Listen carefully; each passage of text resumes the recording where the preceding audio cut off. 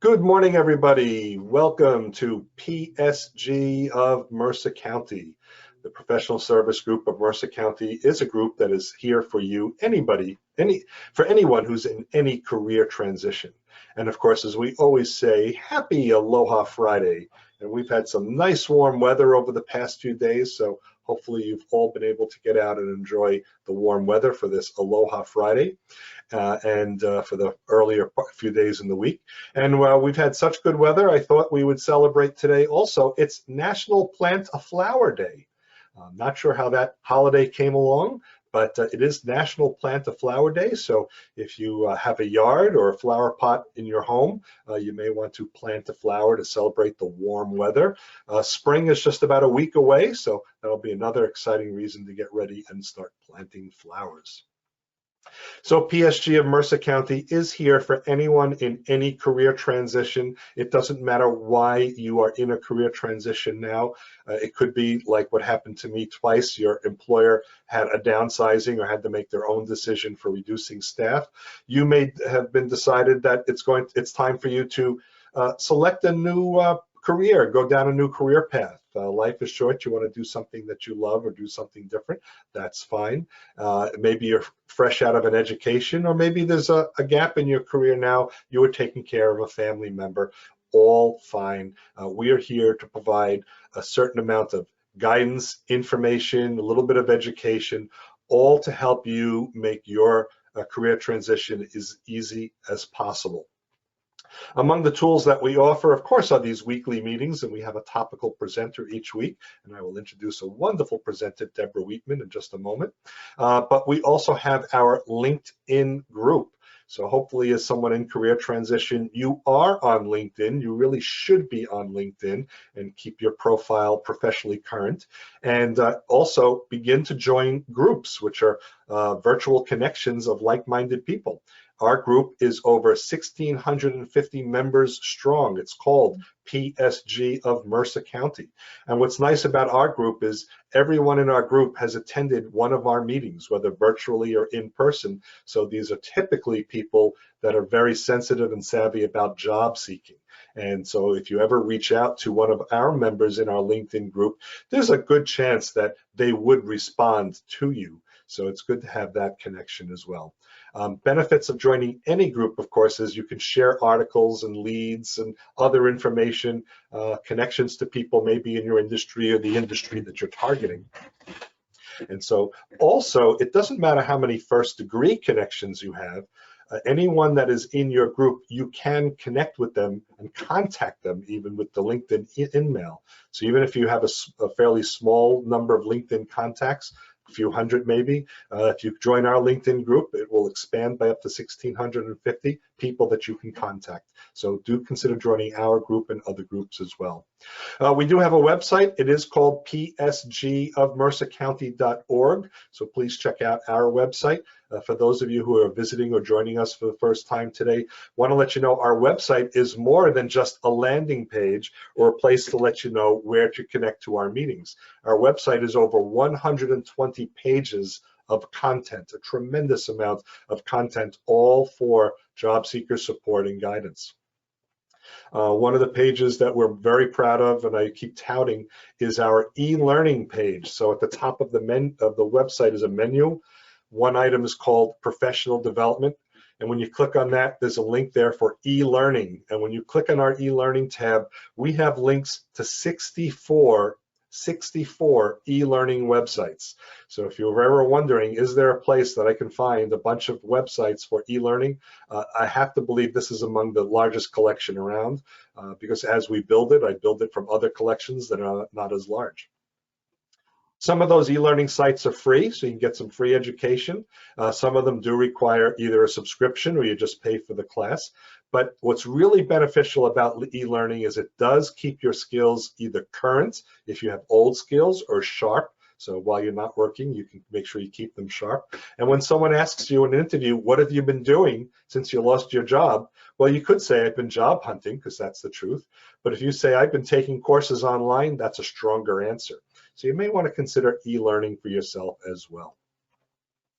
And let's see, so those are all of our announcements. I just want to give you some of the ground rules. In just a moment, I will introduce Debra. We are going to ask you to keep your microphones on mute during the presentation, but if you have a question, we're going to be as interactive as possible. So what I ask that you use for a question is use the chat. Now, if you're new to this GoToMeeting, the upper right corner is chat. It's a little circle with a tab coming off. It's called a call out. Click on that and you'll see that you can write a question. And when you write a question, write it to anybody, to everybody, not just to Debra, not just to me. That way we make sure that both Debra and I will see it. And I'm going to be keeping an eye on chat. And what I ask is type the word question. And that's kind of the digital equivalent of raising your hand, even if you don't want to type your whole question. And what I'll be doing is looking at chat, and if I see the word question at a certain point in each slide, I may tell Debra, oh, excuse me, Debra, we have a question, and she will take it right then. If you prefer to type your question, that's fine. And what I would say is type the word question, and then write your question in the chat, and I will read it. And I will say something like, oh, David has a question, here it is. And then you'll know it's your question, assuming you're David, and Debra will answer the question at that time. But if you want to actually ask the question of Debra directly, just write the word question. We'll keep an eye out for that. And there'll be plenty of time, of course, at the end of the program for additional questions and answers. And like we do every week, once the presentation is officially over, a little more than an hour from now probably, we will keep this program open online, but with the recording off, thank goodness, and it'll just be open networking, so we can hang around and talk about anything we want. If Debra is able to hang around with us, you'll have an opportunity to catch up with her at the end of the meeting. And or if you can ask anything, the weather, COVID vaccine, tax questions, whatever's on your mind, we'll just hanging around the room and chit-chatting, or our after party. So that's kind of the program for today. So just remember that rule for question. And otherwise, you can use chat for any other communicating among ourselves. Let's see. So PSG of Mercer County is just very pleased to welcome back Debra Wheatman. Debra is the founder and president of Careers Done Right, a marketing and personal branding company. With her background in corporate resources and financial services, advertising, and media and entertainment companies, Debra guides clients to establish and reach goals aligned with their professional needs. Debra works in career management, leadership strategy, interpersonal engagement, and change management in post-merger and acquisition environments. Debra holds her Bachelor's of Arts in Communications from Adelphi University. She's a certified professional resume writer, certified professional career coach. She has been featured on Fox Business News, CNBC, Forbes, the New York Times, the Wall Street Journal, and the Washington Post. Her forthcoming book on career planning and personal branding, yet to be titled, will be published this year. PSG of Mercer County is always pleased to welcome someone who has done right for a long time, Debra Wheatman. Thank you so much for having me, David. Thank you. I'm really happy to be here again. I am Debra Wheatman, and I am, as David said, the founder and president of Careers Done Right. It is a marketing and personal branding company. I am going to be discussing with you today how to write a winning resume. And as David mentioned, I am happy to take questions as they come up, so please feel free. I really love an interactive audience. So with that, I'll get started, hopefully, because my screen, for whatever reason, doesn't want to work. There we go. So in terms of resume writing, don't be afraid to consider using an outside resource. It is a marketing exercise, and a lot of times people do have problems talking about themselves in a way that markets them. And it really is something of a commercial about you and what your brand is, and bringing that forward to an audience, whether it's people that you're pursuing for a new opportunity, or your peers, or people that report to you. Branding is a huge part of everything that you do in your job search, related to your resume, your LinkedIn profile, your cover letter, everything. So it is perfectly fine, just as you would hire someone to complete your taxes, hiring someone for this is just as acceptable. Oh, goodness. for whatever reason. There we go. So resumes are a dime a dozen, but a great resume is 1 in a million. How do you make your resume stand out in the sea of all other resumes? Because as we know, there's only 4 ways to look for work, right? It's direct to company, it's through your network, which is the most important way, it's through the internet, and it's through recruiters. Now, we all know that all of these different venues, avenues, whatever you want to call them, they get a ton of resumes, a ton of applicants. So what do you do to make yourself stand out in the sea of all of these other people? Let's talk about it. So for one, your resume has to be perfect. And I mean that because it's a marketing tool, you want to make sure that everything that you have on there really is illustrative of your accomplishments. So results focused. And that's a key point in resume writing, cover letter writing, LinkedIn preparation. Make sure that you have the results on there. And also, I just need to point out that not every person grew revenue by 35%. I understand that. And in industries, depending upon the industry and the type of position you're pursuing, of course, they recognize not everybody has those figures. And there are other ways to capture your value if you don't have that information. However, if you do have numbers, they do tell a compelling story. One of the things that I always talk about is your unique value proposition. What is it? Figure it out. And that unique value, who you are, what your brand is, essentially, is the thing that should come across on your resume, within your cover letter, in your LinkedIn profile, and also what you say to people verbally. All of that is tied together, and it's really important that you get that nailed down, because you don't want to be going on and on about what you're doing. People don't have the time or the inclination to listen to that. I don't know if any of you are on or have heard of Clubhouse. It's an interesting online platform. One of the things that I've learned since joining Clubhouse, people have no idea, one, what their brand is, and number two, it takes them an amazingly long time to get to what it is when they do know. And that is not a good thing, because taking too long to really get your value out there, you're going to lose the interest of the person or the people, in many cases, to whom you're speaking. That story is yours to embrace and love and refine and put out there. And when you do tell it, and you tell it swiftly and succinctly, I can guarantee you it will resonate with people. But more than that, you will be working all the time to make sure that the brand that you are delivering really makes an impact. So if anybody has any questions about that, I am happy to entertain them. Objective statements, and I'm sure you probably all know this, objective statements are passé. You don't put an objective statement, or also known as what you're looking for, at the top of your resume. Instead, what you have at the top should be a strong summary, which is grounded in what you're going to do for the company, because they're not interested in what you're looking for. Of course, I know you're interested in what you're looking for, but remember, this is a marketing exercise, so you need to tell them what you can do for them.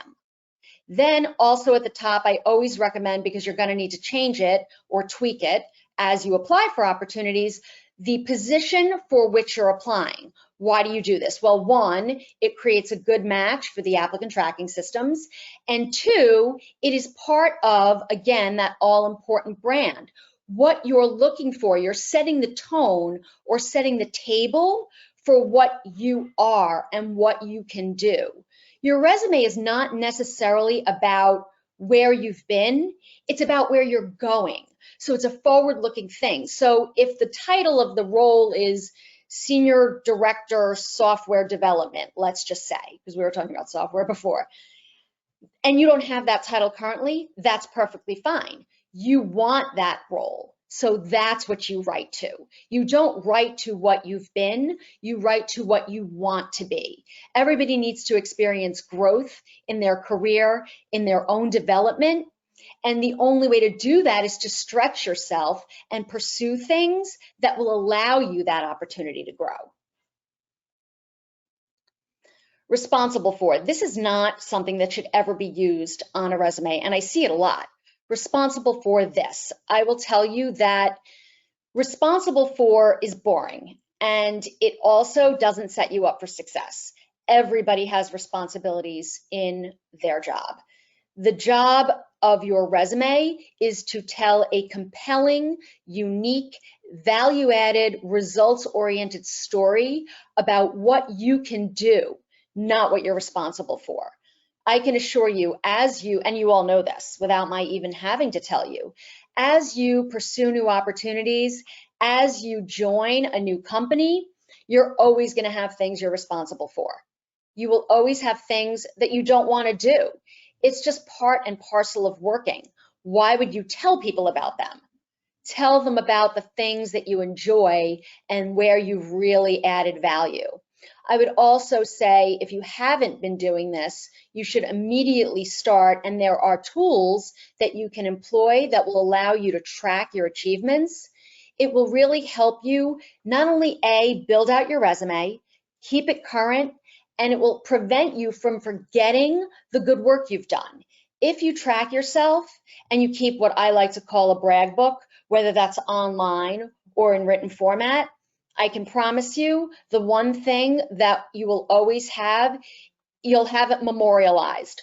All of the information, the achievements, the wonderful work you've done, and the outcomes of that work, you'll be able to showcase that in your resume, and you won't have to go digging around into your brain in the files up there that's likely very crowded, trying to figure out or remember what these things are. Excuse me, Deborah. Yep. From Amy, does that mean the summary statement can state why your unrelated experience makes you qualified for the job? That's called transferable information, and thank you for that question. It's a very good one. Your transferable skills, you can include those things, some of those things, in the summary to create a connection between what you've done and what you want to do, because you have transferable skills. We all do, okay? And the summary, the top third of your resume is prime real estate. What does that mean? That means people buy a house for a kitchen. On your resume, they buy the marketing piece of your resume from the top third. Okay, that's where you're going to grab their attention, and that's where you're going to keep them. It's not that they won't keep reading, they will, but you have to grab them up there first. So yes, you can absolutely include things in the summary that are tangentially connected or support the work you want to do through those transferable skills. Does that answer your question? Yeah? Okay. Okay. So perfect. All right. So focusing on results, cost savings, revenue generation, how you did more with less, improvements to processes, procedures, if you're in operations, and how did your efforts support the aims of a department, of a company, and in turn, those things will also support your brand. Everything on your resume should really support the achievements and your brand in a very impactful way. Any questions about that? Okay. No, not yet. Okay. So I'm going to move on to a couple of examples here. So I put together some examples, and again, I'm going to share this, so I think it'll be helpful. You want to bring to bear to the resume key achievements, key examples of how you've made an impact. So as you'll see, I did dud stud, helped company grow revenue and sales efforts. That's pretty generic. Nothing about that really stands out in a measurable way. But if you say realize 99% year-over-year growth and all of these other things to support how you did that, you can clearly see the difference, right? About the impact this statement makes versus just saying that you helped company a company grow their revenue. Here's the responsible for. Never responsible for. Okay. In fact, every bullet on your resume should begin with a compelling verb. And that's another thing. If you're interested, I've compiled a list of action words that will help you use things other than lead, LED, not lead, LEAD, which is the stuff you find in paint in old buildings. And I know people who will not interview someone if they see lead, LEAD, which is also lead, versus lead. Okay, so just be mindful of these things. Everything matters. Responsible for meeting deadlines, which I would hope so, right?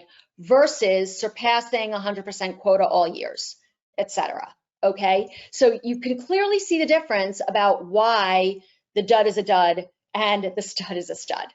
Any questions about that? Okay. No questions now. All right. Other stuff nobody cares about. So your high school GPA, or frankly, your college GPA. At this point in your career, the experience you have, the great work that you've done really surpasses the fact that you got a 3.6 or a 3.7 or a 3.9 when you were in college. What sports you've played. I had someone once send me a resume. This is when I was working in corporate America. At the bottom of the resume, it said hobbies, basketball, basketball, basketball, which kind of made me wonder, are you actually here to do work, or should we set up a hoop in the lunchroom? Those things, people will learn about you when they get there, which is a very different thing from saying, let's say you completed 2 marathons, or you summited Mount Everest, or something like that. That's a completely different thing. Number one, those things are unbelievable talking points, right? It draws someone into a conversation that you otherwise would not have. The other thing it does is it demonstrates something unbelievably unique about you, about your personality. So those things, if there's room, you can absolutely put at the bottom of the resume. But things like, I like to read, definitely not. I don't know that if I didn't like to read that I would admit that. So remember, the room on the resume, you don't have a ton of room. You really want to make sure that you maximize the space with things that a potential hiring manager cares about. Don't put things that you think might be a turnoff. For example, Mensa, which is for people with an unusually high IQ. You have to test into it.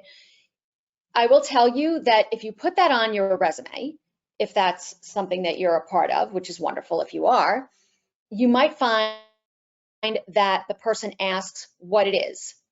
If they don't know what it is, and then you find yourself in a position to explain it, your interview is over, and so is the opportunity for that job.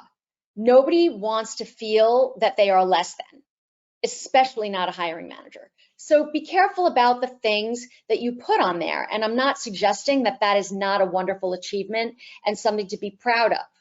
Again, this is about marketing you and making sure you're doing so in a way that does not potentially have the adverse effect on your audience.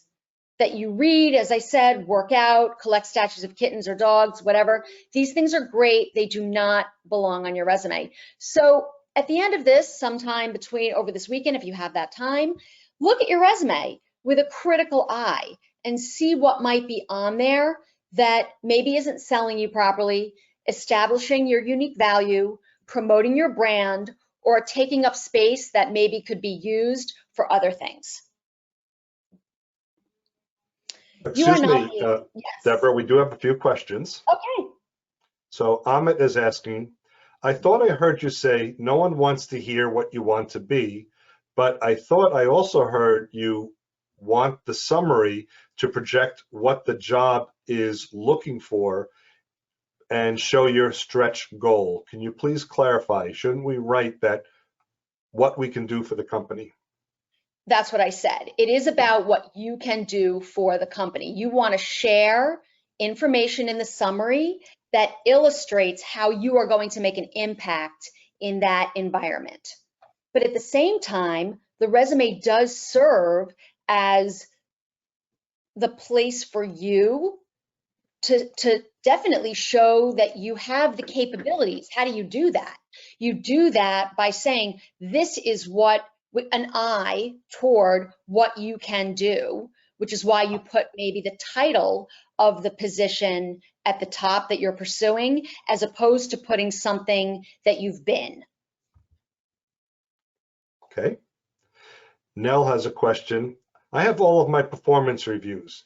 Do you think it helps to look at the achievements that made me happy / added a lot of value, then incorporate that into my resume? My resume is more general / bullet points, so it's more talking points. Already it's 2 pages.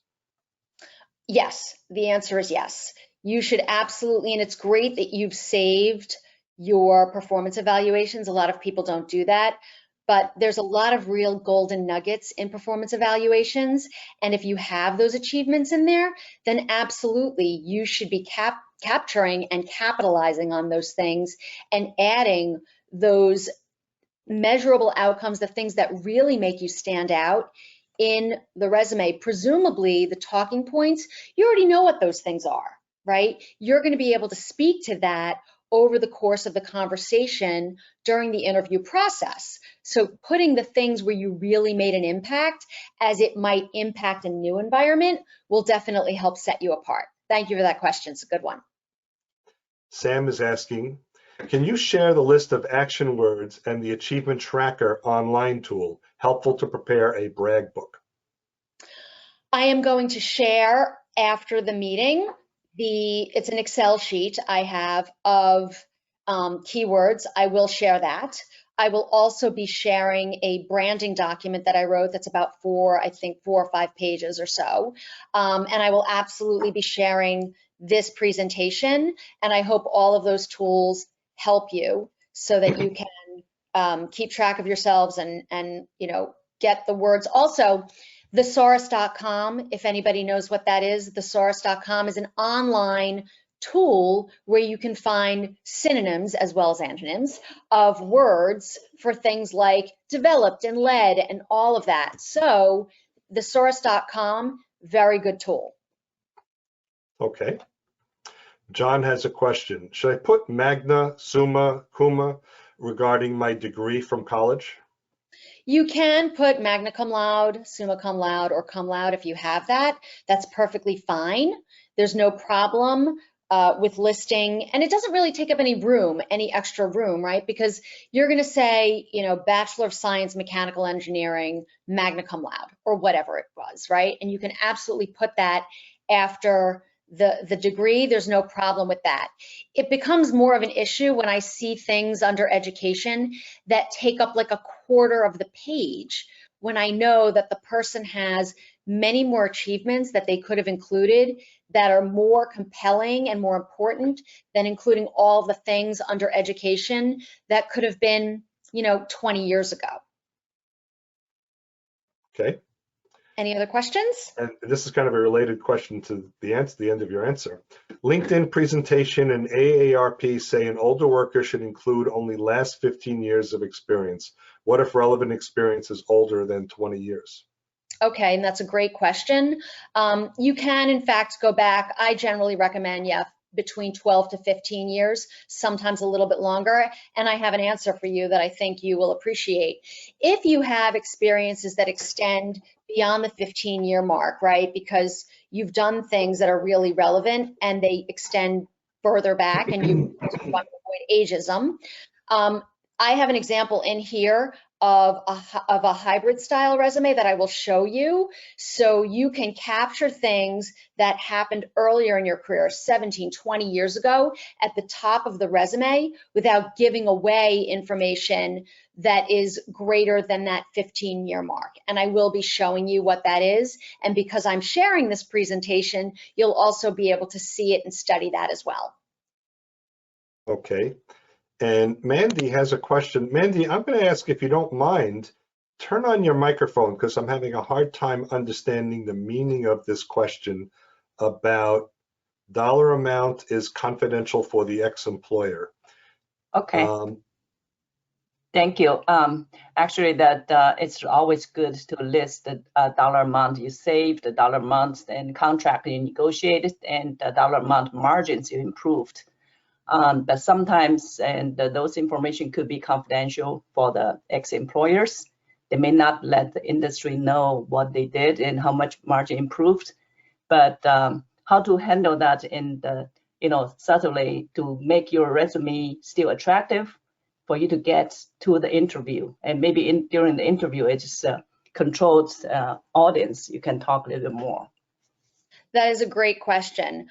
Generally, when that happens, and yes, if the company is privately held or they don't publish that information, you can put approximately on the resume as a way to talk about it without giving specific numbers. And that's a way for you to get around that a little bit. And then, yes, you could talk more specifically during the interview. So instead of saying, saved, $3.42 million or whatever, you would just say saved upwards of $3 million. Or approximately, 2.5 million or a little bit more than that. So in that way, you're not giving away anything specific, but you're providing a level of specificity that will allow you to put a number on there without being so specific as it could cause you a problem. Mm-hmm. Yeah, appreciate that. Thank you. Okay, absolutely. Good, thank you. Anna's asking, was that source.com? I think that's what you mentioned. Did you mention that earlier? Source.com? Source.com? Oh, no. Oh, yes. Thesaurus. THESAURUS. Oh, Thesaurus, that's right. Thesaurus, yes. Synonym, it provides you with synonyms. Thesaurus, yep. Yeah, synonyms, homonyms, antonyms, right? Yep. Somewhere yes. I have a real book that's a thesaurus. I have it. It's right over there. There you go. It's a big one, too. It's like this big. It's the best thing ever. Yeah. And also Microsoft Word and other tools like that usually have that feature built in. They do, however, they're not as robust. There you go. Yeah. Nell has a question. Oh, I'm sorry. Yep, Nell has a question. If you resign voluntarily to relocate cross-country to take care of family after leaving the executive position and are trying to relaunch your career, how should you note that on your resume? Besides getting certificates, did a lot of training. I've seen caregiver, stay-at-home mom, elder care provider, domestic engineer. Should I just keep that in? Should I keep that information off my resume? My answer is yes. I don't like it really when I see people have, or I shouldn't say like, that like is not really the word. It's really none of anybody's business, and they can't ask you, caregiver, elder care provider, or whatever the situation is. I would actually fill that area with, as you just mentioned, I believe, the education and the things that you're doing to continue to advance your skills and keep yourself current. I just don't think that you need to bring up that you are caring for, a sick relative or something like that. You're better off sharing things with people that demonstrate your ongoing development of yourself, of your knowledge, of your education, than I think you are by sharing things that are more personal in nature. Okay. And Joe has a question. How do you deal with achievements on your resume that do not have hard metrics associated with them? Right. So if you don't have a hard metric associated with the achievements on your resume, and you can either say, achieve something approximately and use a round number if you're able to do so, or you can talk about it more generally, that your work was instrumental in saving time and money and improving morale, let's say. Or the work that you did was, it was key to allowing the company or the present employer or what have you develop new business, increase their market share. So sometimes, as I said, people don't have the metrics or it's not shared with them. Some companies don't share that information. And therefore, if that is the case, you're not going to be able to include that. However, you can talk about it in those terms. Anything else? No questions at this point, but I'm sure there'll be more. Okay, so I'm moving on. What I mean by you're not being subpoenaed on your resume is that sometimes I see things on there that people think they have to be so prescriptive. Like, my name is Debra, but I go by Deb, and I might put Deb at the top of my resume. When you go to fill out an application for employment, that's where you might put your full name, your given name, and you might also include the exact dates of employment, July 2017 to August 2020 or something similar, right? On the resume, it's a marketing tool. There's also an aesthetic component that you want to keep on the resume. Therefore, it is not necessary to list the months. You can just list the years. I would also submit that you leave off the dates of graduation. It's not important when you graduated. That is not a measure of ability, that you graduated in 1990 or 1986 or whatever. That's just a way for people to figure out how old you are and discriminate against you. And I'm sorry to have to say that, but that's what happens to the older workforce. You shouldn't have to feel compelled to put down the year you graduated, which speaks to why you should only go back to that 12 to 15 year mark, right? Because you're trying to market yourself. If you provide all of that information, that's just a way for people to figure out things that they really don't need to know about you. Include things on your resume that are relevant to the position for which you're applying. The things that you don't like to do or that you don't want to do again, don't include them. One, you don't have that much space, as I've mentioned, right? So you only want to put things that you enjoy or want to do again. The other reason is that you're going to then take up space on the resume with things that you don't want to do. You're going to get things in the next position that you don't want to do. It's a guarantee. Why would you bring them up in the resume? Someone will assume that you want to do them again. Anything that you're not interested in, that you don't want to do again, or that maybe didn't even come to fruition. Sometimes I see things on resumes, I'll ask someone about it, and they say, well, that project didn't go anywhere, or it failed, or we didn't get the funding, or something like that. Why would you put that on there? You're begging for questions about, well, why didn't you get the funding? What was your role in that? Consider the questions that you're going to potentially get that might prevent you from moving ahead in a more positive manner. Anybody have any questions about that? Yes, there's one question from Edith. How do you use a resume to re-enter the workplace after years of family caregiving? What do you show on the resume? Do you state that you are re-entering, relaunching your career? You can put a statement to that effect. You can write it in the cover letter too. I am a fan of, and I've never done a study on who reads cover letters. When I worked in corporate America, I read them all. And I will tell you a story. When I worked for Martha Stewart, we hired someone with a manufacturing environment to work in the test kitchen because I interviewed her, and in her cover letter, she worked in manufacturing and she had a full history in manufacturing. And in her cover letter, she talked to me about growing up in a household where her mother and grandmother, all they did was cook, they baked, they tested recipes, they did all of these wonderful things. And the story that she shared really resonated. Well, despite the fact that her resume was manufacturing oriented, because that's where she spent her career, I sent her resume to the test kitchen team. They interviewed her, and she was one of the best hires they made. If I didn't read her cover letter, I never would have known that.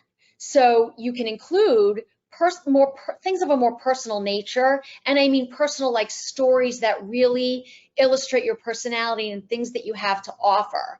And you can also include that if you have been a caregiver, it's fine to include it in the cover letter. As I mentioned before, I'm not a huge fan of including those things in the resume. I would prefer to have a resume that has more of either a functional format, which is not my favorite, by the way, and I'm going to talk about that, or a hybrid to show the good work you've done previously. Ultimately, it's going to revert to a reverse chronological format, as you'll see in the samples that I'm going to share. But that's a good way to showcase your talents and have that be on the first page, as opposed to having dates that were maybe, 10 years ago.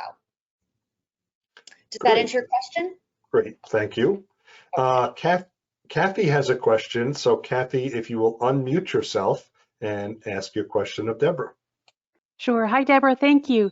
My question is related to this topic, that the resume isn't a document, a legal document. I've had situations where I've submitted a post for a posting online, submitted my resume, and then that takes me to a fill-in screen where that document has me fill in my job history and ask me all sorts of questions. At that point, does that become then the application? And I guess that my question is, at what point do you cross over into the legal document and then need to start drawing on like your full work history and all those full details? Yes, that would be the equivalent of the application, what you just asked. And also, thank you for the question, because it just reminded me of something that I want to share with you all. I was listening to a Clubhouse, I don't know, a week ago or so. It was a pretty crowded room. It was late, and they were about to close it, and I really wanted to raise my hand and make a statement about something that someone said. What this guy said was that people should use their LinkedIn to apply for jobs online, which is completely the wrong thing to do. Number one, LinkedIn is not fully complete in a lot of cases. People put like truncated stuff, which is how LinkedIn should be done. But more importantly, LinkedIn isn't set up with their applicant tracking to support the ATS systems outside of LinkedIn. They don't care if the information flows into the applicant tracking system. Okay, and a lot of times there's incompatibility between the two, which means if you apply through LinkedIn, a lot of your information will either not make it or B, be jumbled. What you should be doing is, if you're going to apply online, apply with your resume. Like, go to the company's site and apply that way and use your resume. Do not use LinkedIn to do that. Okay, I get that the online world is really like applying to a black hole, but if you're going to do it, take the time to do it. And I know it's onerous and I know it's annoying. Why? Because you're uploading your resume, right, Kathy? And then you still have to go fill in those annoying boxes, which I completely understand. But if you're doing it already, you might as well do it properly. Okay, so don't do that with LinkedIn. Use your actual resume to do it. At that point, yes, I would say to you, if your name is Debra, use Debra Wheatman versus Deb Wheatman, okay? And that's where you would put in all of that information. Does that answer your question? Yes, thank you. On your resume, don't ever lie, prevaricate, try to deceive. I had one person one time, this was brilliant. He sends me his resume, we're going through it, we're discussing it, and at the bottom he says that he has a degree, a Bachelor of Science degree from Hofstra. And I say, okay, what is your degree in? And he says to me, oh, I don't have that degree. I'm sorry, what? What do you mean you don't have the degree? I see it right here. No, I just put that there. Okay. Yeah, no, that's not a thing. Companies will do background checks, okay? You've seen stories. I'm sure you've read stories numerous times of people who have said, yes, I completed my degree from Harvard. They've probably never stepped foot in Massachusetts, okay? Don't lie. They will find out. And it's not a good look. You will not get the job. The end. There is another question. Thank you. Yes. This is from Mike. Cyber as a loss prevention exercise does not have a direct ROI. I have listed X years with 0 breaches and 0 exceptions on a regulatory examination. I've also considered adding a note that the average breach in the US cost $6.5 million. Any comments or suggestions? I think those are good things to add. Yes, that you've had 0 breaches, or that, anything, if it's also compliance related, depending upon the industry you're in, right? That you've had 0 breaches or no lost data, anything that can provide a window into the success of your work. And yes, you can absolutely add that the average breach costs XYZ or something to that effect. Okay. Pasquale has a question. This is, I guess, in context of your LinkedIn comment. What if I'm applying for a position on LinkedIn and I upload my resume? Again, it's the same thing. Why wouldn't you just go, what is the reason that you can't go to the company's site to do it? Hi, this is Pasquale. Hi. Well, a particular position I applied to, they told you on the site to apply via their LinkedIn or Indeed posting. Okay, so all they're saying is apply via those for the posting. Yeah. You could go to the site, right? The company's website, find the position and apply directly on their site. No, could not. Could not. Okay. Could not. When I went to the company's site and saw and went through their careers and went to apply, it directed me out to either Indeed or LinkedIn. I would tell you to use Indeed then, because Indeed is an aggregator, and from my understanding and from my research, they have a better interface that connects to a company's internal databases. As I said, the LinkedIn, I would just be careful about that based on what I've read about the connection between LinkedIn and those ATS systems from companies. Thank you. Yep. Okay, we have a question from Nell. Should you include diversity and inclusion events you ran or participated in with your previous employers on your resume, as well as volunteer activities? If so, where should you list these and how far back should you go? Are you a DE&I practitioner? So do you work in diversity, equity, and inclusion? So Nell, if you'd like to unmute right now, you're welcome to. No, I don't. Okay, so is it a personal interest in DE&I? Yes. Okay, so if it is something that is it part of your job? Do you have any connection to it internally in terms of what you're doing for it was part of my performance. I had to perform 2 diversity and inclusion events as a manager every year. Okay. All right. So then absolutely, I mean, you should include that anyway, frankly. But if you had to include them and it's something you enjoyed and you would like to do again, there's absolutely no reason not to include it, especially now that it is such an unbelievably hot topic and something that employers, if they're looking to manage, maintain, and grow their brands, this is something that they really need to pay attention to. The fact that you have 2 separate and distinct events that support that, you should absolutely put that on your resume. I think from a cultural fit for a lot of companies looking for that, that will work in your favor. How long ago were they? 5 years ago, but some of the mentees I'm still working with. Okay, so you could put it in the area where the work was done, right? And any outcomes that you've had related to that. Volunteer things related to that or anything else, I would say you could put at the bottom of the resume under, education and additional information where volunteer stuff generally goes, you could put it there.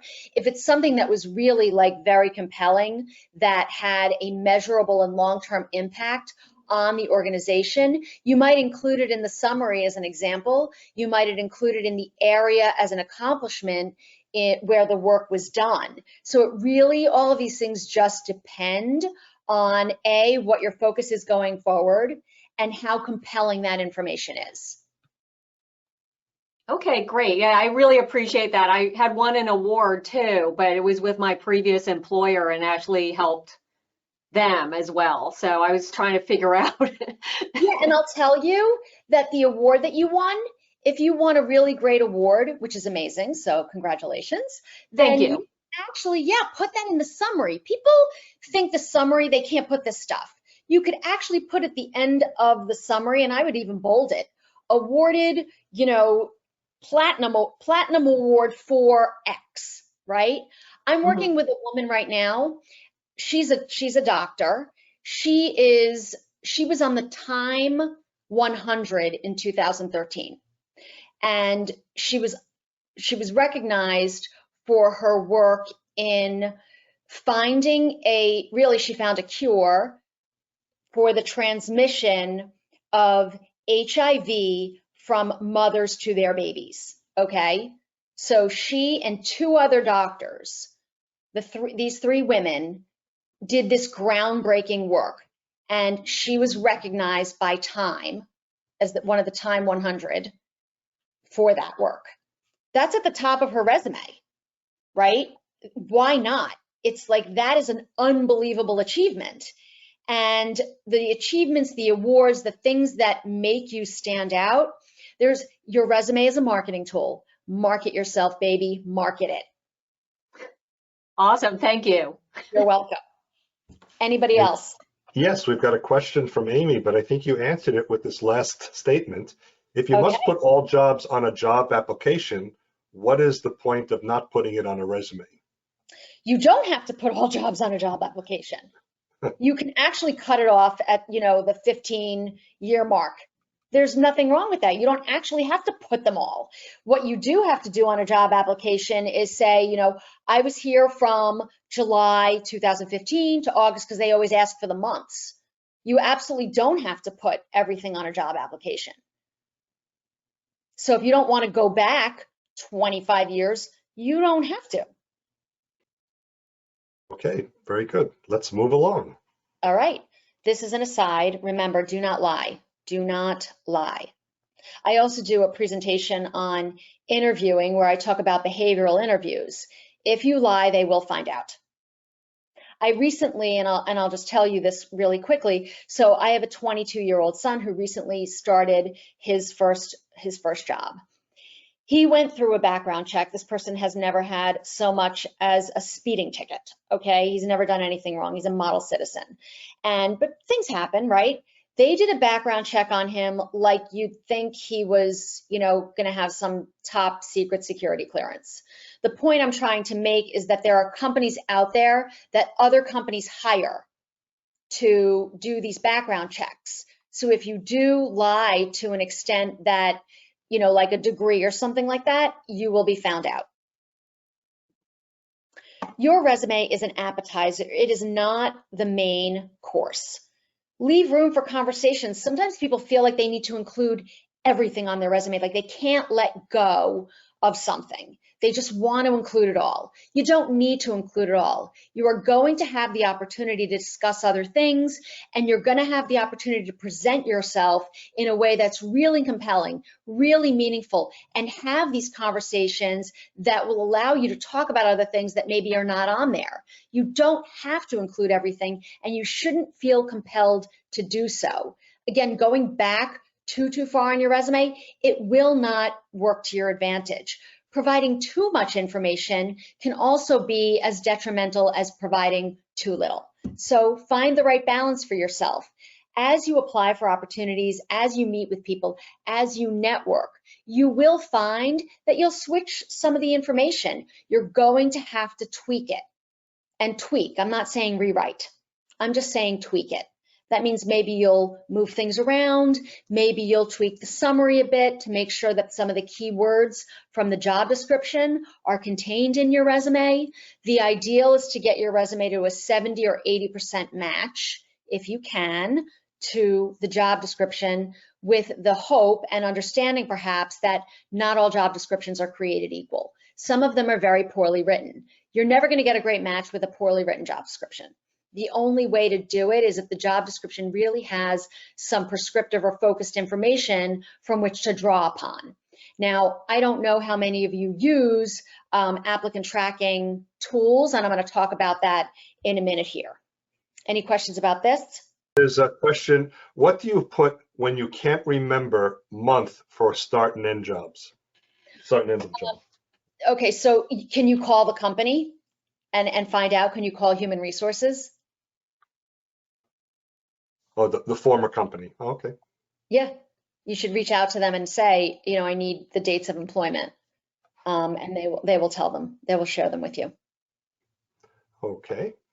That was from Sam. There's a question from Joan. Is it essential to include a skills section on the resume? This can take up a lot of space. Depends on how you present it. And I'm an advocate of a core competency section, yes, because it helps with applicant tracking system data for keyword search. So I think that it is something that you should include. It draws the reader, when you do get a reader, to that section for the keywords. And I do think it's important. It's also, as I mentioned, for the applicant tracking systems, it's an easy place to add keywords and really get good bang for your buck, if you will. Okay, thank you. Mark has a question. If you received media coverage, cable TV show, online interviews, articles, for a personal project, should you provide mention or links on the resume or email correspondence with a prospective employer? So links on a resume, I've never heard of anyone clicking on a link in a resume, like ever. So linking to something in a resume, I don't think that there's any value there.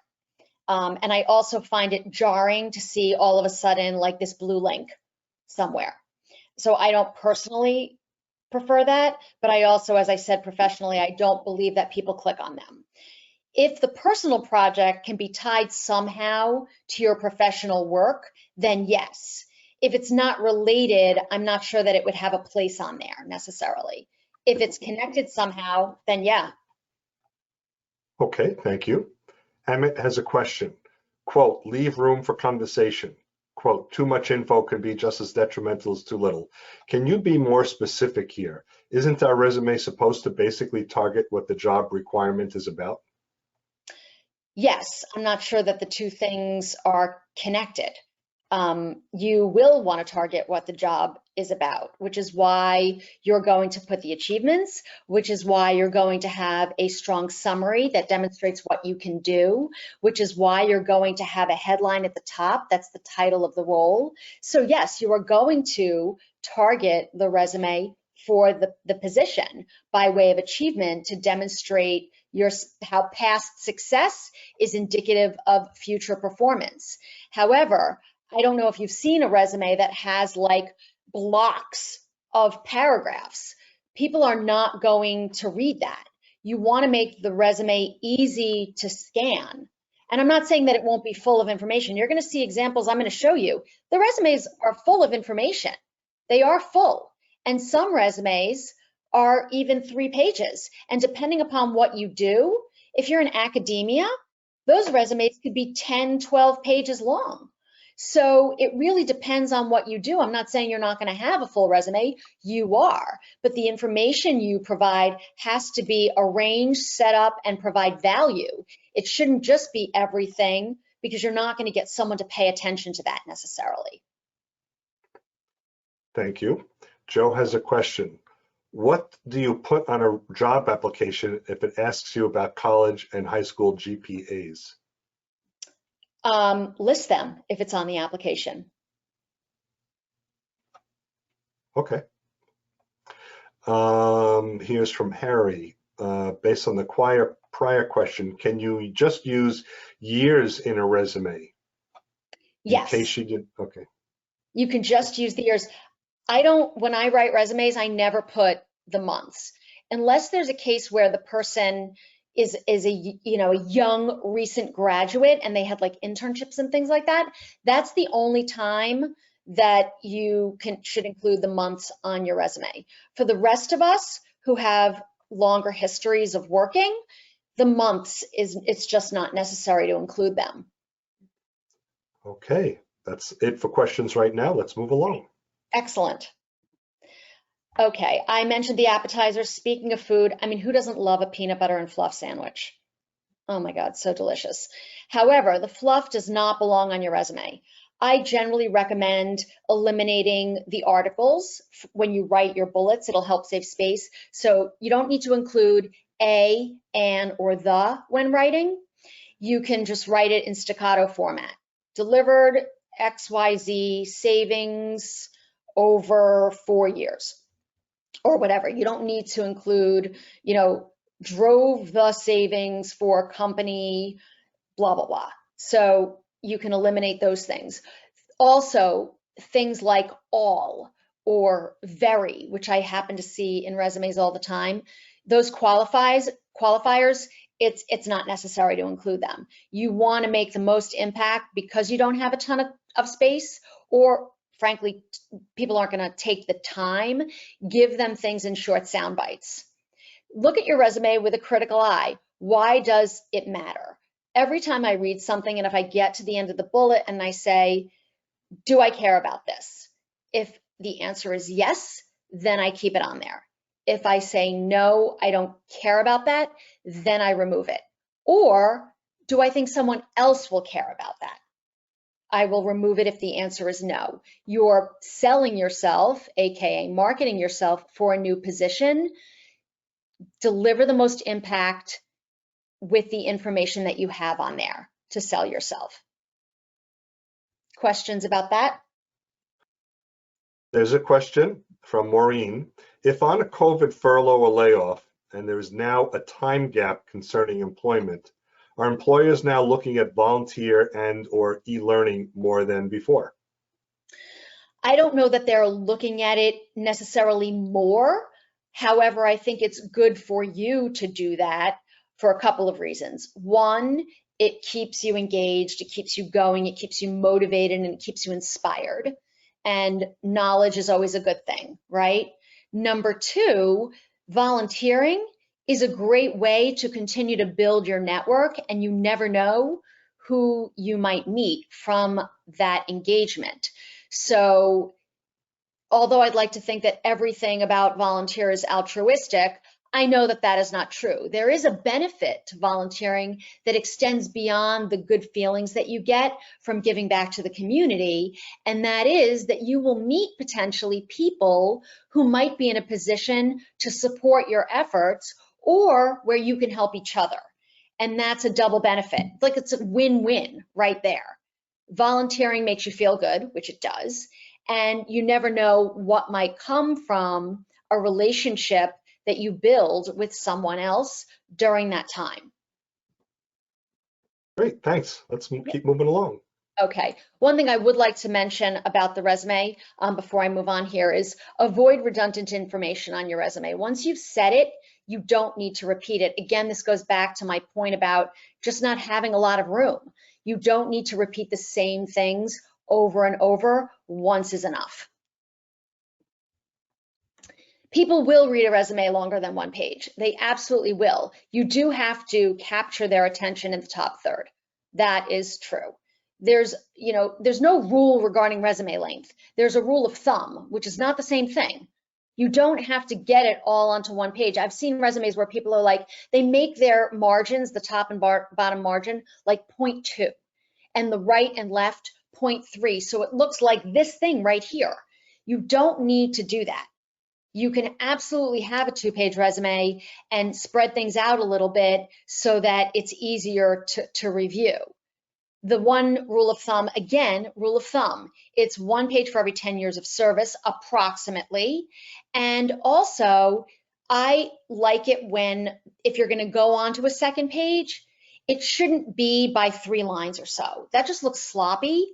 It should be by a half of a page. So if you're gonna do a second page, the half of the second page should be covered, or 3/4. Don't just have 2 or 3 lines at the top of the second page.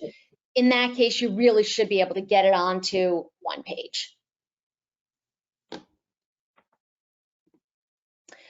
Hey, there's one question. Yes, please. It's from prior comments from Sherry. Are you saying there is no longer any such thing as a generic all-purpose resume, but that each one should be tweaked to reflect the requirements of the position for which you're applying? Well, why would you submit a generic resume? How does that sell you for a potential opportunity if it's generic?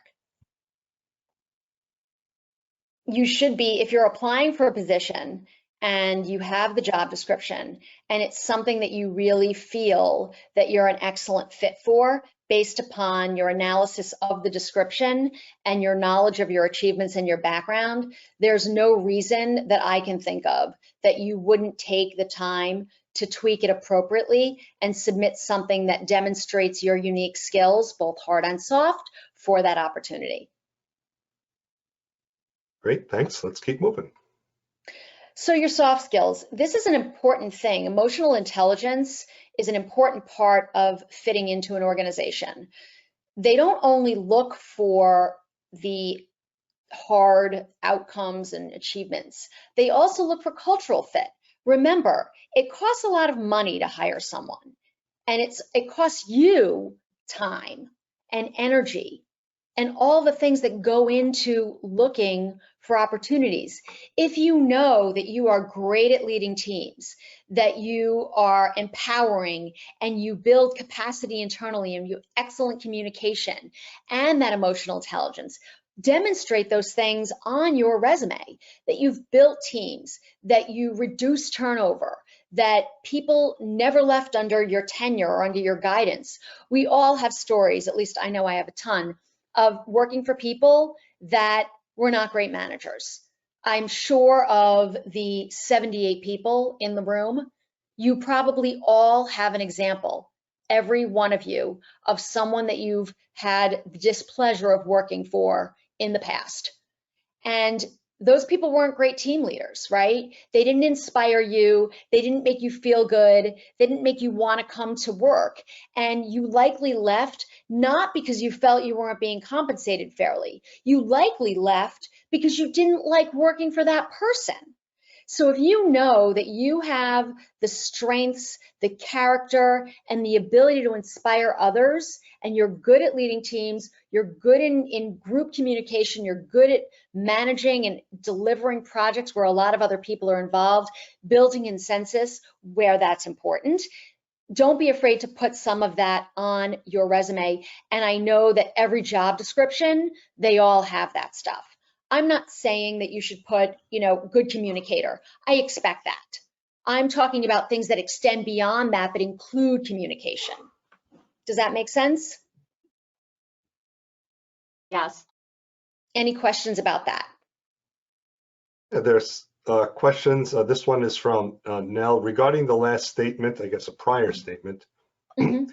After working for banks most of my career, but I'm looking to transition into more government agencies or consulting, so added work study / internships that I had in college with state and government organizations. Is this overkill long ago? Wanted to demonstrate that I'm familiar with different work culture environments. You can Sounds talk more about like a it. statement than a question. Sorry. Didn't cut you off. Sorry about that. No, that's it. Okay, so you can talk about it in the summary that you are accustomed to and familiar with working in these types of environments. If you're looking, and I don't know, I'm just asking, are you looking to get on the GS schedule, the government schedule? Yes. Okay, have you, and I don't want to get into this, I'm happy to talk about it with you offline. For you, your resume is a different type of resume. I'm assuming you know that, right? Yes. Okay, so on your resume, you will absolutely include the months and the years. You will also include all of your salaries, the amount of hours you worked, your last supervisor. It has to include all of those things if you're going to apply on the GS schedule. It's a very prescriptive thing. Make sure you follow the model exactly, or your resume will not be received, okay? It's critical that you follow exactly the rules for application on the GS schedule. Yeah, I found that out the hard way. Yeah, sorry about that. Yeah, it's a pretty arduous and intensive thing. And the other thing about that federal resume, you will include everything you've ever done since birth. So your question about, do I include these things? Yes, you do. You include everything, and I do mean everything. The kitchen sink, the refrigerator, all of the contents within, everything. Leave nothing off. Yeah, I even had a list, my father and 4 uncles who were veterans. So Yes. They asked that's specific. Yes, you will list everything for that application, everything. Your federal resume is probably pages long. Mm-hmm. Yeah, everything. Okay, and I will tell you and caution you, be patient. It takes a lot of time. Yeah, I completely agree. Thank you. Yeah, did I answer your question? I'm not sure we No, got you sort of, definitely did. I tangent wish about the TS schedule. No, I wish I knew that a while ago. I got rejected and I had an in and they said, you have got to completely redo this. Yep. It's a totally different style resume. And Great, thank you so much. you're welcome. And the soft skills are important there too, by the way. And you really have to double down on everything in that type of resume. Any They other even questions? actually mentioned putting resilience. Like, how do you demonstrate being Yes. resilient? Yep, everything. It's everything. Any other questions? That's it. Yeah. Thank you. Okay. Yes, there's a question from Amit. In terms of the length of the resume, do you agree with what other experts seem to be saying, the 6-second rule used by recruiters as to what they read on the first page? And should we so focus on getting the main message and contributions related to the specific job all on the first page? So again, the top third of your resume is prime real estate. You want to provide as much value in that area as possible. It is 6 to 7.5 seconds. And yeah, especially where recruiters are concerned, I think, it's your mileage may vary, but I will tell you that because they get so many resumes and they're really scanning very, very quickly, you don't have a tremendous amount of time to get their attention. The other thing with recruiters is it's sort of like it's a hit or miss thing.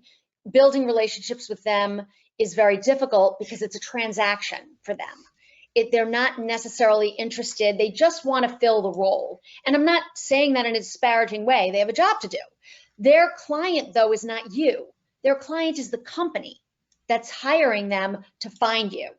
So because of that, you have a limited amount of time to make an impact, and you should try to include the most compelling things, whether you're dealing with a recruiter or not.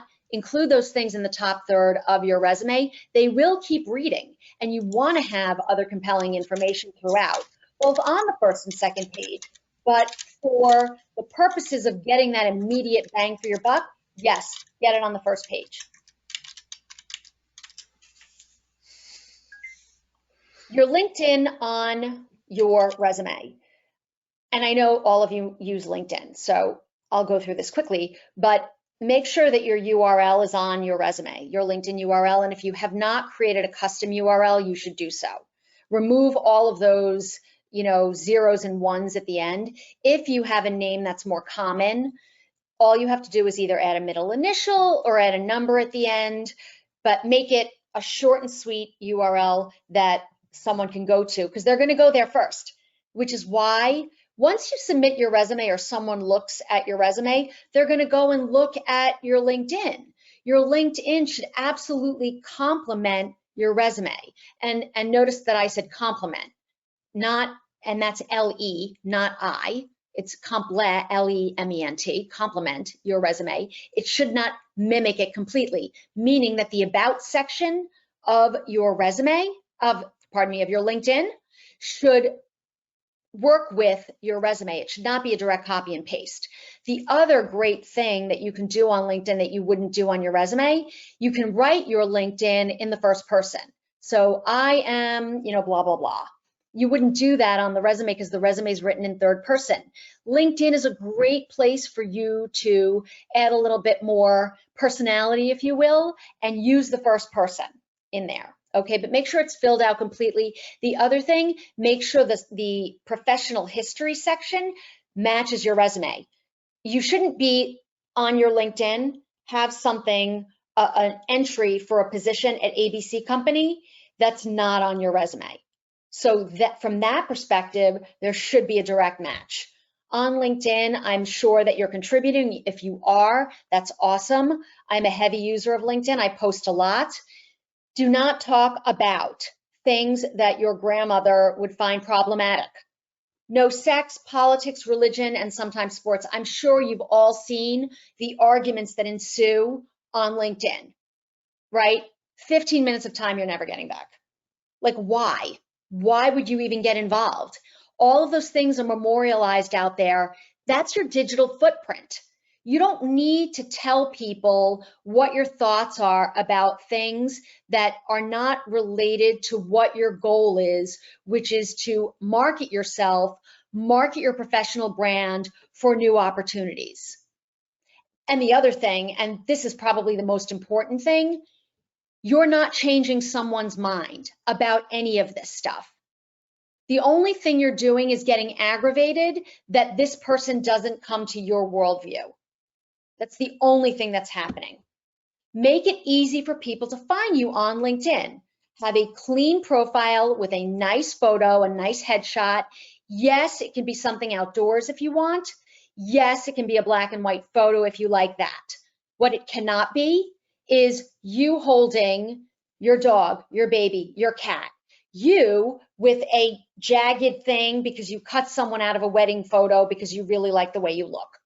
That is not a good LinkedIn photo, okay? If you don't want to have it done professionally, listen, the iPhones and these cameras on these phones now, you could become a professional photographer just by using your own phone. You don't need to get it professionally done if you don't want to. Get someone to take a couple of pictures of you and pick one that you really like and load it onto LinkedIn. The other thing that you might want to do is create a background on LinkedIn, the background, the blue background that they have, which is like their generic background. Get one that's custom. You can go on to like any of the photo sites, right? And get a background and put that on your LinkedIn as part of what? Your brand. All of these things illustrate your brand. Any questions? Yes, there is. It's actually from the prior slide from Edith. Can you describe emotional intelligence? Does it include your life experience, not just your work experience? So I would need a little bit more information. I'm not sure you maybe want to share that. If you do, I kind of need clarification what you mean by life experience. Edith, you can unmute, or if you want, maybe just Debra, just describe what other. When I said your life experience, you know, your private, your personal life. Like I did take care of my parents. You know, there's no books or, you know, or kids, you know, they don't come with instructions. It's just living your life and the lessons you've learned in your life. You know, back to my earlier comment about not including things that are overly personal. Right. I am not a fan of including overly personal things in your resume. It's a business document. And yes, we all have life experiences, right, that shape who we are as people. If you can connect that somehow to a business purpose, then yes. But if it's going to be, you know, they say it takes a village to raise children. If it's things like that, then I don't believe that has any place in the resume. I think there has to be like a clear connection to a business purpose or business outcome that supports your application. Does that make sense? Yes. And the emotional intelligence, what exactly are you referring to? I'm talking there specifically about, you know, really not only being a team player or in some cases being a team leader, how you inspired people to achieve a goal. You know, if there were, you know, issues internally, not that you talk about them on the resume, but so I recently just worked with someone who she has been instrumental in building these unbelievable teams and supporting work, especially through COVID, that allowed everybody to transition from an office environment. And she works in media, so it's news media. How do you do that from home, right? There's control rooms and all of these things. She did that by empowering these people and bringing them together in a way that allowed them to quickly transition from that in-studio environment to an at-home environment. It's things like that, and garnering support internally for things from stakeholders, from your peers, from subordinates, and all of that to make a transition of that kind. And that's just one example. Any other questions? No, but just about emotional intelligence, for anyone who's interested, we had a presenter on January 22nd, similar topic, presence intelligence. So if you go to our website and click on the YouTube link, you can watch that program again. No more Okay. questions right now. Thank you. So on LinkedIn, if you are not contributing, I recommend that you do a little bit of contributing on there. I'm not suggesting that you all of a sudden need to build your own editorial calendar. You don't need to do that. However, it is good to engage on LinkedIn, ask questions. As David mentioned earlier when we first started here, join groups and contribute to the groups. Meeting people, engaging online will help you grow, it'll help you develop, you'll learn new things, you'll meet new people, all things that will help you advance. This, I put this in here to show you the value of the competency section. This is what I'm talking about here. So when you're uploading to the applicant tracking system, this is the type of area where you might add these things so that it makes an immediate match. And again, this area is very easy to tweak, so it really makes sense to include it. This is one presentation, but I can also tell you that you can do them horizontally in like a row of, with 3 lines, so it takes up less space, but it is a good thing to include. There's one question from Yes. Kendra. Where can I go for a list of potential core competencies? Okay, so depending upon what you do for a living, you can use the job description, and I'm going to talk about it in a second. So if you just hold on for 1 hot minute, you're going to see, I'm going to talk about where you can go to get that match and see what the core competencies are, okay? Sounds good. In the resume, yep, sorry. Oh, let's get into it, yeah. Okay, let's do that then. Share your experience from newest to oldest. That's for a traditional reverse chronological resume.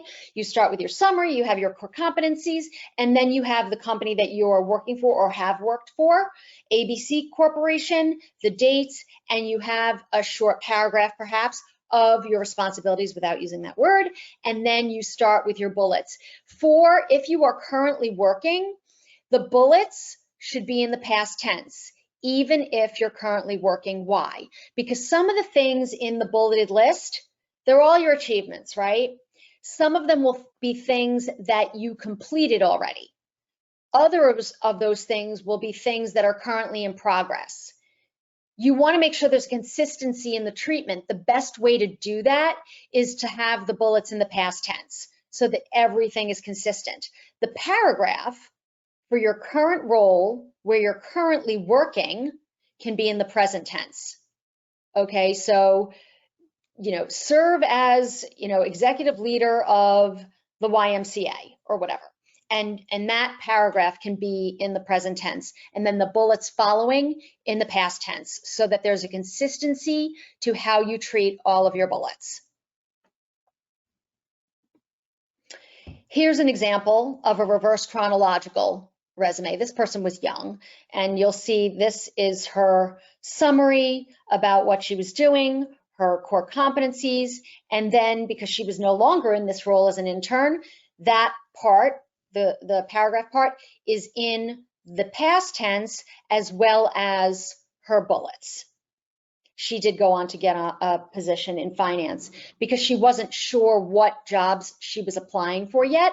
The placeholder at the top was research and analysis. But when she started applying, she changed that to reflect the position, each position for which she was applying.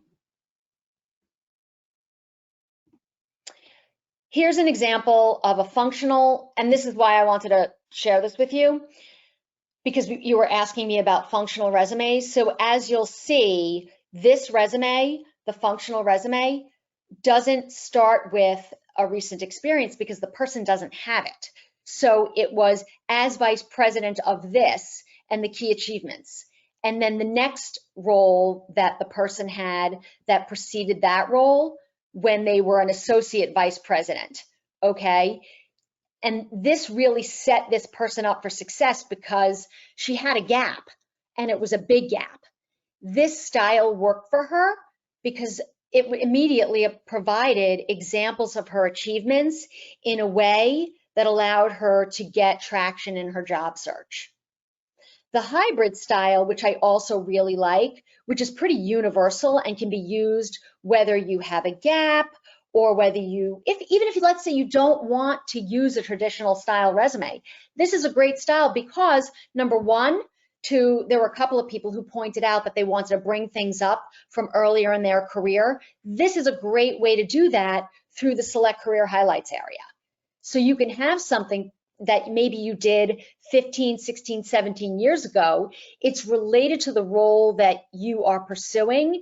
This gives you an opportunity to present that at the top of the resume and not have to provide dates of service, yet it still gets the point across in the top third.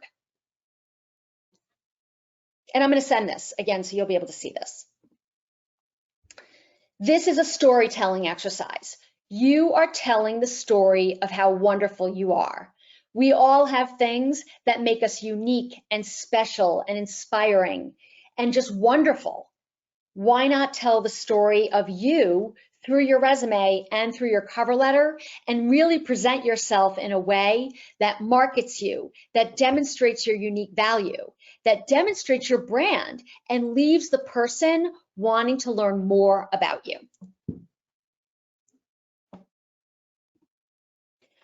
My favorite topic. I am a student of the English language. Your grammar, your spelling, it counts. It really counts. And I'm not saying everybody makes errors. We're all human, no problem. However, on your resume, there are so many ways to absolutely check and make sure that it's perfect. Number one, you can read it backwards. Do not rely on spell check. I can tell you from experience, and a lot of it, that spell check does not always work.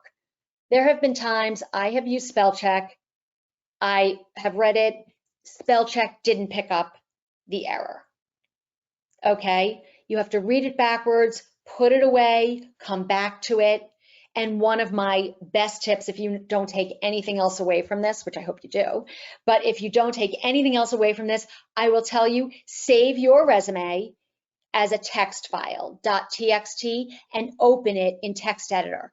It strips out all of the formatting. It is not a pretty file, but the benefit is just life-altering. You will find every error in there, provided that it's not a word, meaning manger, also a word. It will not pick that up. And unless you're working in the restaurant industry, the word is manager.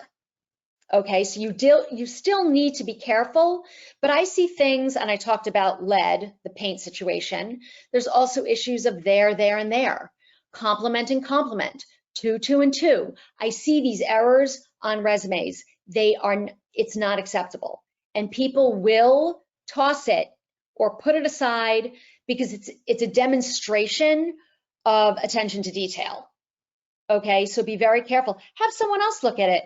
But again, the text edit thing is brilliant and it will save you from yourself if you're going to make a spelling error. And I have some, believe me, I have some stories of things I've seen on resumes, not kidding, that will make your hair stand on end. Okay, I've been doing this for 17 years, so I've seen it all.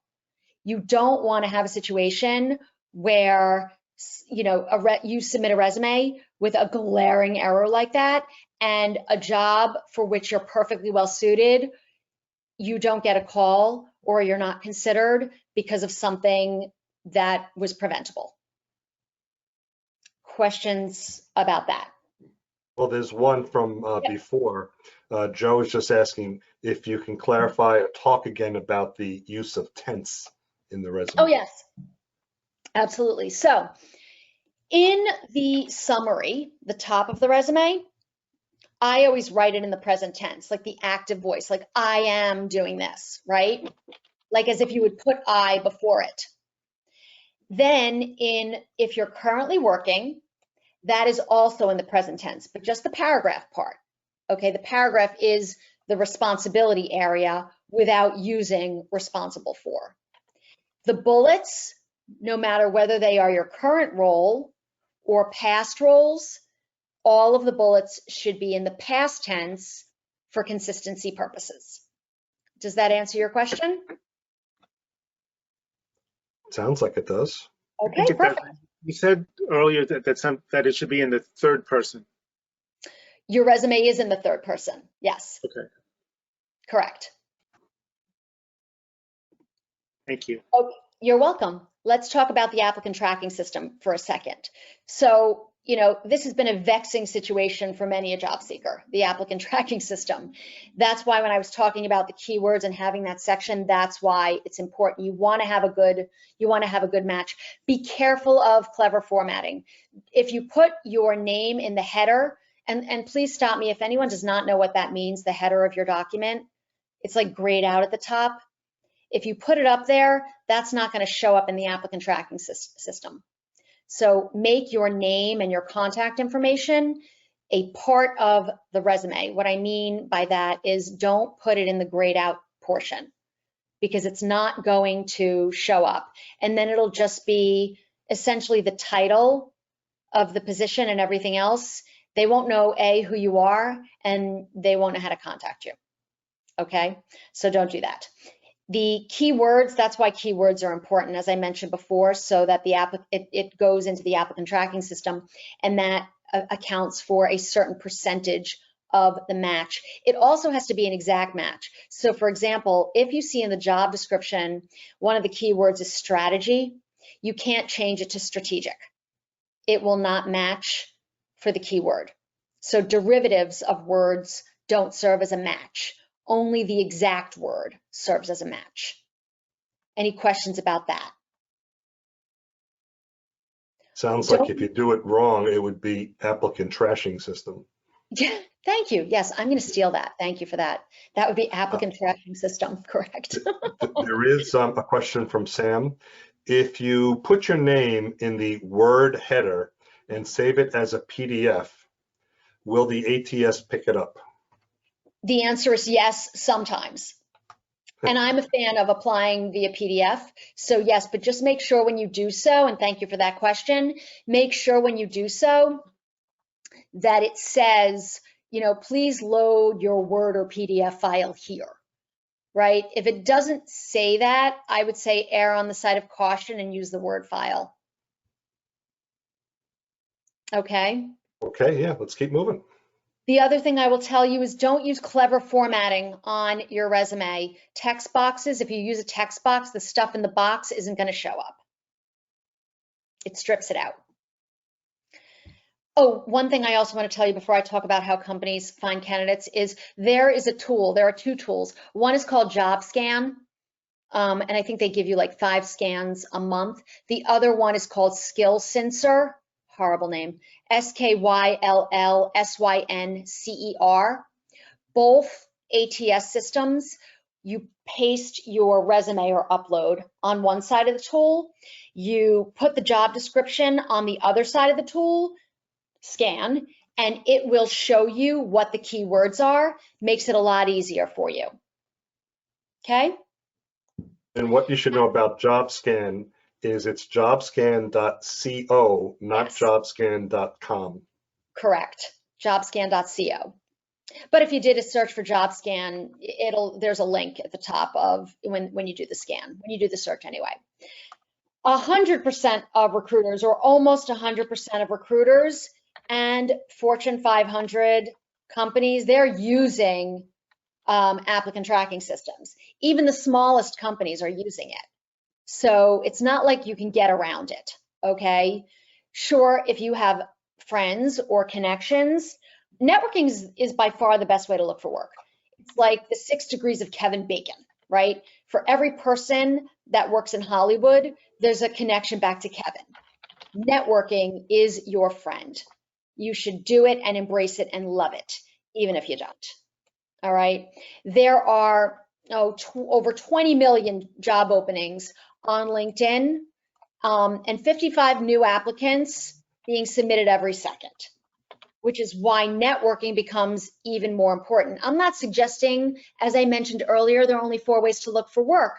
You're going to do all of them, but they're not all equal. You wouldn't say, I'm only going to apply on LinkedIn. And that should not be the main way that you apply.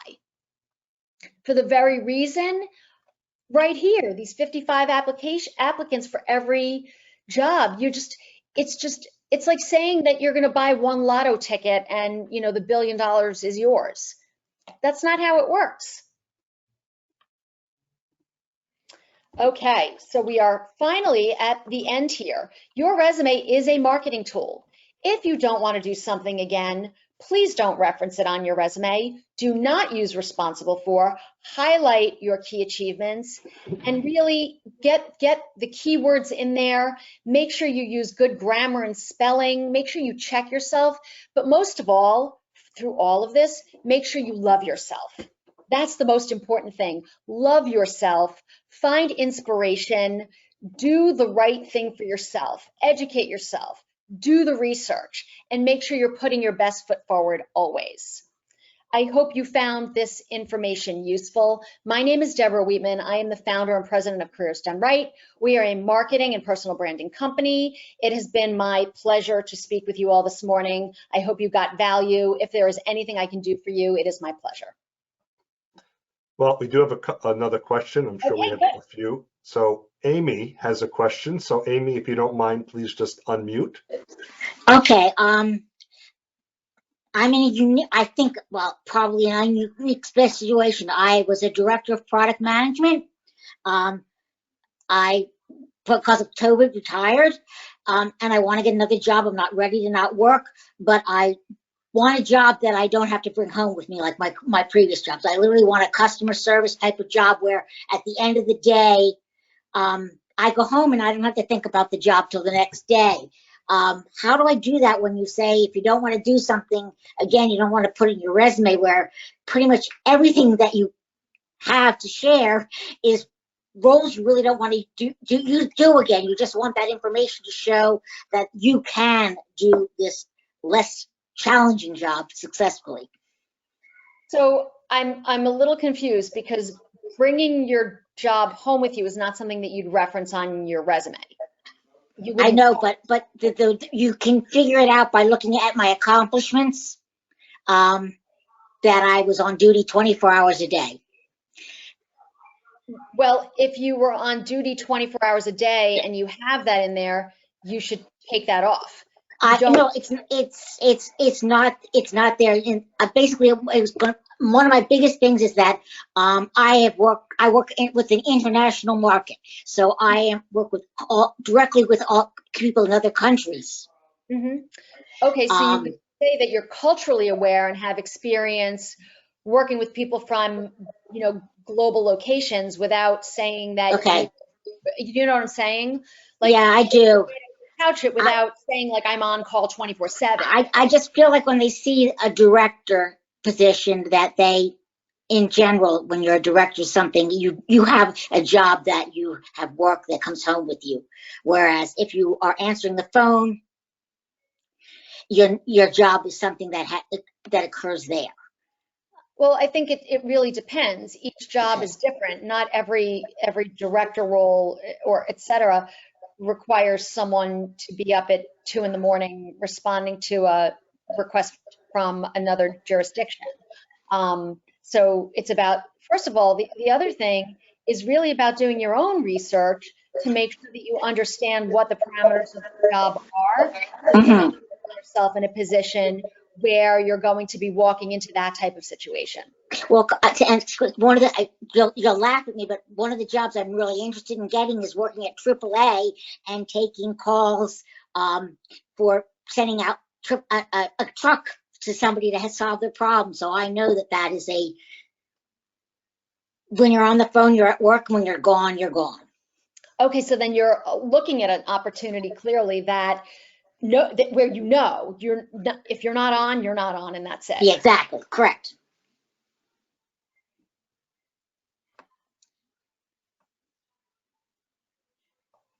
Yes, that's exactly what I'm trying to do. Okay, so then, then that's your answer essentially. Pursue things and do your research and speak with people when and if you can, right? To get an understanding of what the parameters of the role are so that you're not walking into a situation that is not of interest to you. Okay, that part I get, but I don't get is what to put on my resume. Well, I would need to see your resume. I mean, okay, which doesn't exist because I worked at the same place for 45 years, so I am I So see. Amy, Yeah. you may want to speak with Deborah offline, just so Yeah, we can go into a little I more think that's a detail. great idea. Yeah, because I don't want to take up too much time here. Yeah, Okay, and this way she can give you a direct attention. Good. Yeah.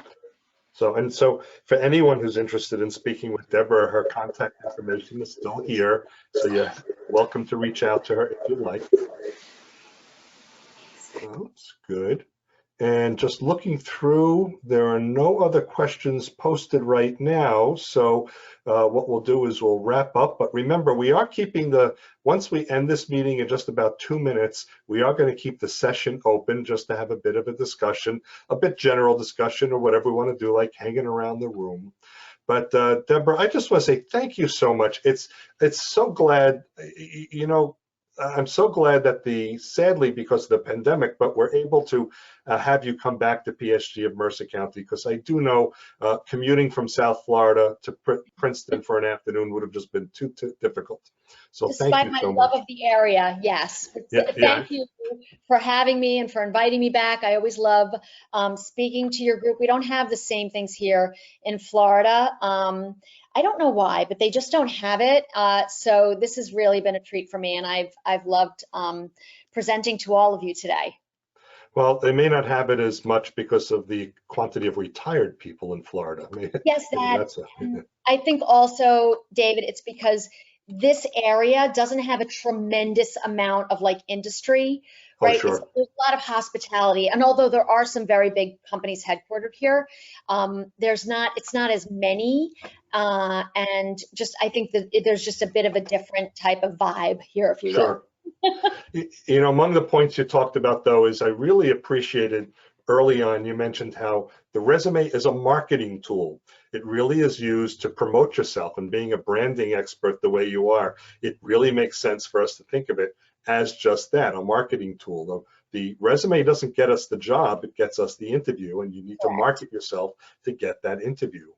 And then it's almost common sense, but you reminded us that the resume is also a very, as you wrote, or you said, a forward-looking thing. You want to write about what you want to be, even if it's the same career or if you're transitioning. So it's forward-looking. Don't only spend all of the resume talking about your historical career and the hard skills you have that are slowly becoming outdated. Really talk about things moving forward. So I thought those were two important points that you mentioned early on and just built on through the presentation. Excellent. I'm glad that was useful. Yeah. And that's something that people should always keep in mind. It's about what your capabilities are, right? And we're all capable and wonderful and special in so many ways. Think of those things when you're putting together your resume and feel good about yourself, right? Love yourself. That will shine through in the information you prepare and how you deliver that. Great, thank you. So as we wrap up, just want to let you know a couple of things that are coming up. Next week, we will be right back here on Friday morning for another Aloha Friday. It will be March 19th. And Doug Berger will be here, and he's got a wonderful presentation called The Breakthrough Roadmap, a Guide to Empowering Yourself. He's come to PSG of Mercer County before, always a worthwhile presentation. So now that you could take your resume, you can empower yourself to move forward. So that's next week, Doug Berger, The Breakthrough Roadmap. And then the following week, March 26th, Coach Linda Trigano will be here, and she has career predictions for 2021 and how they affect your job search. So being a coach, and hopefully she has some insight into the market, that will be helpful as well. That'll be on the 26th right here.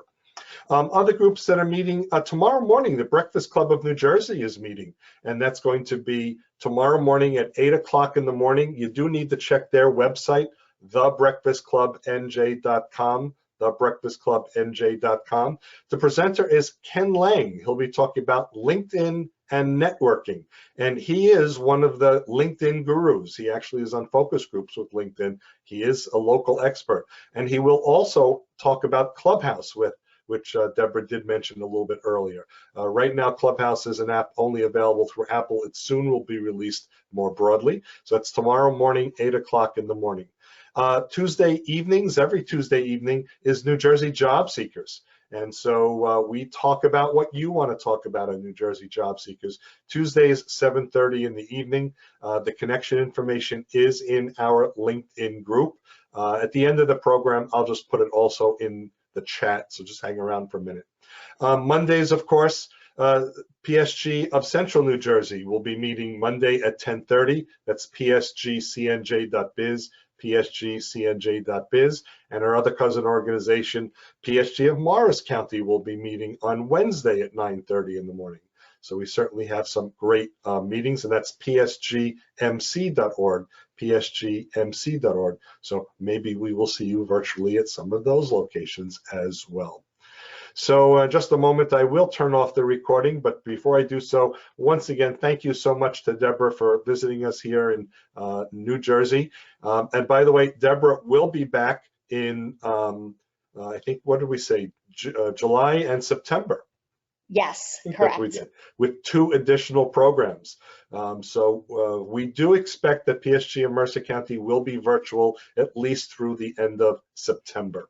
So we'll figure out beyond that, but right now. And so Debra is able to, quote unquote, commute to New Jersey, at least for those 2 more days. So Debra, thank you so much again. So good to see you. Wonderful program, incredibly relevant. And so other than that, we'll just simply say to everyone, goodbye, everybody.